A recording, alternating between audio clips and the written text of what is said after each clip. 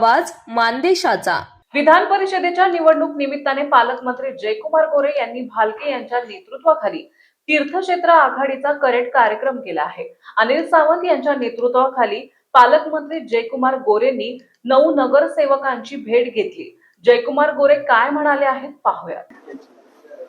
खूप चांगलं वातावरण या निवडणुकीसाठी राजाभावना आहे आणि भारतीय जनता पक्षाच्या आमच्या पदाधिकाऱ्यांना आदरणीय प्रशांत मालकांना आणि त्यांच्या सगळ्या नगरसेवक जिल्हा परिषद सदस्य सभापतींना भेट झाली। त्यानंतर या ठिकाणी आमच्या सगळे नगरसेवक बांधव आहेत आणि सावंत यांच्या घरी आमचे सगळेच नगरसेवक जे सहकारी आहेत त्यांच्याकडे आज त्यांच्या निमंत्रणावरून आलो आणि हे काही निवडणुकीपुरता विषय नाही, निवडणुकीच्या अगोदरपासून माझे त्यांचे खूप चांगले संबंध आहेत। सगळ्यांनी राजाभाऊंच्या पाठीशी उभं राहण्याचा निर्णय घेतलाय। त्यामुळे ज्या ज्या ठिकाणी आम्ही जातोय त्या ठिकाणी आमची लोक आमच्या सोबत आहेत, पण समोरची लोक आमच्या सोबत येऊन राजाभाऊंना पाठिंबा देत आहेत। त्यामुळे खूप मोठ्या फरकानं ही निवडणूक आम्ही जिंकू। वसंत देशमुखचे समोरचे उमेदवार आहेत, आता ज्या नगरसेवकांना आपण भेटला ते नगरसेवक नगरपालिकेला त्यांच्या बरोबर होते आणि विधान परिषदेला तुमच्या सोबत आहेत। हा फरक नक्की कशामुळे त्यांच्या बरोबर म्हणजे वसंत नाना आणि ही तीर्थक्षेत्र विकास आघाडी एकत्र होती, पण आज सगळी नगरसेवक अनिल दादांसोबत तुमच्या बाजूने मतदान करायचा त्यांनी शब्द दिलेला आहे। अरे भाऊ, वसंत नाना सुद्धा भारतीय जनता पक्षासोबतच होते।